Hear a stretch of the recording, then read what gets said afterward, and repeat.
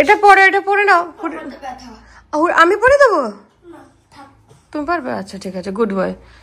Good morning.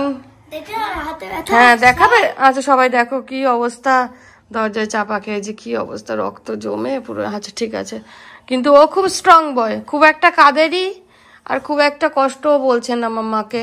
নমস্কার সবাইকে, welcome to my blog. আর আজকে সোমবার দিনের সকাল, কিন্তু আমরা দুজনের কেউই স্কুল যাইনি। সকাল কত বাজে?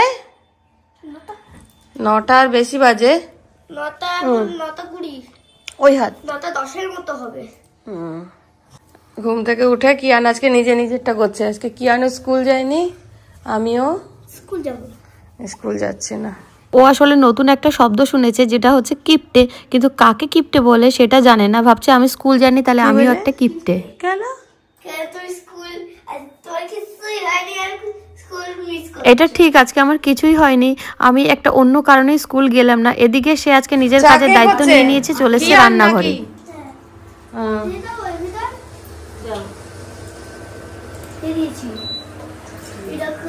সকাল থেকে কিন্তু নিজের কাপড় জামা পরে এবার নিজের জন্য না, সাথে আমাদের জন্য চা করছে। হ্যাঁ হ্যাঁ,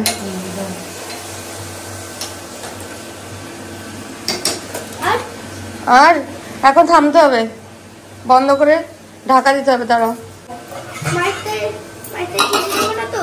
না না না, তোমার গ্লাসে চিনি, ওটা গ্লাস কাপ। না না না, আমি চিনি নেবো না, না আমি মায়ের গ্লাস নিব না, মায়ের কাপে থাক। আচ্ছা ঠিক আছে, তোমারটাই অল্প একটু, আর নিও না, চিনি খেতে হয় না বেশি। ঠিক আছে ঠিক আছে, বাস রাখো। এরপরে চা দিদা যখন বলবে তখন দিদা ছেঁকে দেবে। ঠিক আছে, আমি ছেঁকে দিই। আর দেখলেই তো, যেদিন চা করতে আসবে সেদিন মায়ের চায় তো চিনি দেবেই দেবে, আর অল্পতে তার মন ভরেই না। ব্যাস হয়ে গেছে আমারটা, না অনেক বেশি, যথেষ্ট বেশি। আর চা করতে করতে চলে এসেছিল দুধওয়ালা দাদাই, অমনি কিন্তু এবার ছুটেছে দুধটা তাকেই নিতে হবে, মানে কাজ সব আজকে ওই করবে। আর সত্যি কথা বলতে, এত কাজের ছেলে বাড়িতে থাকলে আমাদের তো শুধু আরামই আরাম। তো আমি বললাম না, আমি তোমাকে একটু ধরে দিই, দুধটা তুমিই নাও। তো আমরা দুজন মিলে অনেক কষ্ট করে দুধটা ঘরের মধ্যে আনছি, যাতে একটুখানি পড়ে না যায়, মানে একটু ধাক্কা লাগলেই তো হয়ে গেল। আর এরপরে তাকে এবার কাজ থেকে একটু বিরতি নিয়ে বললাম, তুমি একটুখানি বসো তোমার লেখাপড়া ড্রয়িং নিয়ে, আমি একটু খাই চা। কিন্তু সে মায়েদের কাজটা খুব ভালো পারে, নিজের কাজটা একটু কম পারে। বেরিয়ে যাবে কেন বাচ্চা? আর মুখটা ইয়েলো দিতে হবে তো, এই যে এই ইয়েলোটা মুখের মধ্যে দিতে হবে। ঠিক আছে, বাটারফ্লাইটা করে দেবো। কি করবে বাটারফ্লাইটা? ওই ও পরি, আচ্ছা পরি, ঠিক আছে। এই দেখো ডানাটা কি করবে? না না না, ডানাটা কি করবে? পিঙ্ক করবে। এই যে এই জায়গাগুলো পিঙ্ক দাও, এই জায়গাগুলো পিঙ্ক দাও। ঠিক আছে, আসলে এটা ওর স্কুলের টাস্ক, তো ওকে একটু আমি দেখিয়ে দিচ্ছি জাস্ট কোথায় কি কালার দিতে হয়, সে ধারণাটা দিয়ে দিলাম। বাকিটা ও এই টাস্কটা কমপ্লিট করবে, ততক্ষণ কিন্তু আমি বাজার থেকে ঘুরে আসবো, সেভাবেই টাস্কটা দিয়ে দিচ্ছি। করো করো, কমপ্লিট ইওর টাস্ক। আর আমি খাই এখন চা। আর কিয়ানের ছুটি থাকা মানে তো সমস্ত কাজ লেটে।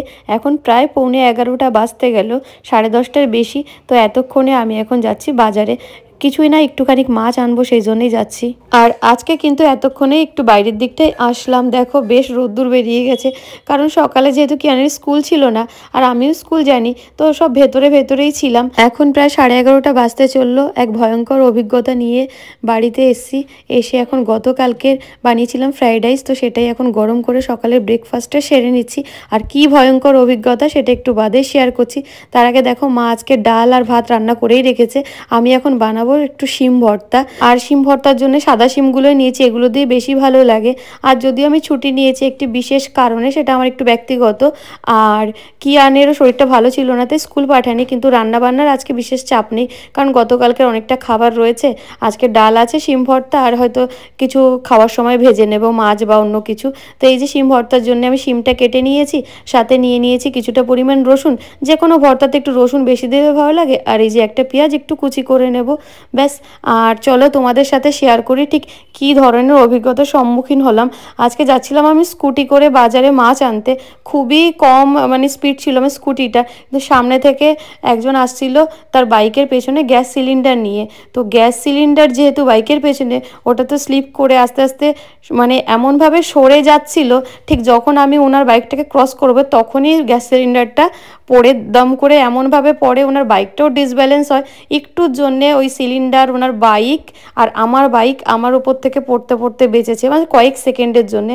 না হলে আমি আজকে হাত পা ভেঙে নিয়ে ওই সিলিন্ডার আর বাইকের চাপাতে পুরো হসপিটালে থাকতাম। যাই হোক, দেখো কথা বলতে বলতে এখন বসিয়ে দিয়েছি শিম ভর্তার জন্য। প্রথমেই তো দেখলে রসুন দিলাম তেলের মধ্যে, তারপরে পেঁয়াজ, তার মধ্যে কয়েকটা চিংড়ি মাছ দিয়ে দিলাম, লঙ্কা কুচি আর হচ্ছে একটুখানি নারকেল কুড়ো দিয়ে ভেজে নিলাম। আর সবার প্রথমে কিন্তু আমি তেলের মধ্যে একটা শুকনো লঙ্কা ভেজে উঠিয়ে নিয়েছি। যে কোনো ভর্তায় শুকনো লঙ্কা ভাজার একটা ফ্লেভারই আলাদা। যাদের একটু মানে প্রবলেম আছে, এটা আসলেই ক্ষতি, তো যা হোক টেস্টের জন্য তো আমি একটা দিলামই। যাদের খুব অসুবিধা তারা স্কিপও করতে পারে। আর তারপরে কড়াইতে একটুখানি দিয়ে দিয়েছিলাম গোটা গোলমরিচ আর একটুখানি কালো জিরে ফোড়ন, তারপরে শিমগুলো দিয়ে একটু উল্টে পাল্টে ভেজে নিচ্ছি। আর দিয়ে দিয়েছিলাম কিছুটা পরিমাণ নুন আর একটুখানি হলুদ দিয়ে আর কিছুটা ভেজে নেব। ঢাকা দিয়ে কিন্তু ভাজতে হবে যাতে শিমগুলো একদম নরম হয়ে যায়। এটা যদি জল দিয়ে ভাজা হয় না, টেস্টটা একটু কমে যায়। তো আমি এভাবে ঢাকা দিয়ে দিয়ে আস্তে আস্তে করেই ভেজে নিয়েছি। তো আমার পুরো ভাজাটা এবার কমপ্লিট। এটাকে কিছুক্ষণের জন্য ঠান্ডা হতে দেব।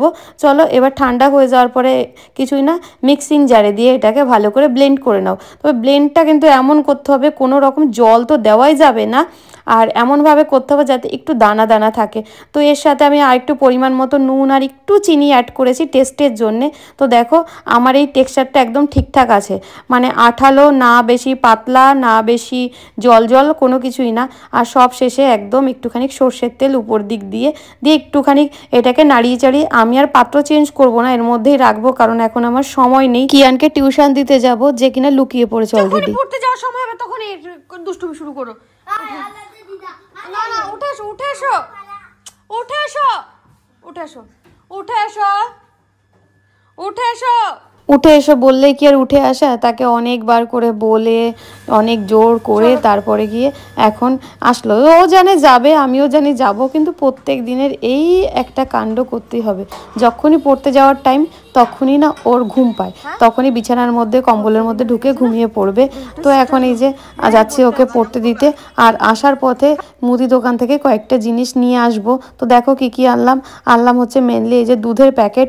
জানি না কি করব, কিন্তু ভাবলাম এনেই রাখি, শীতকালের দিন দুধ যে কোনো কিছুতেই লাগে, একটু যে কোনো ডেজার্ট হট করে বানাতে ইচ্ছে করলো তাই। আর তারপরে দুপুরবেলা কিয়ানকে এনে বসে পড়েছি আমরা আমাদের লাঞ্চ করতে। আর আজকে এত কম রান্না করেও দেখো কত কিছু হয়ে গেছে লাঞ্চে।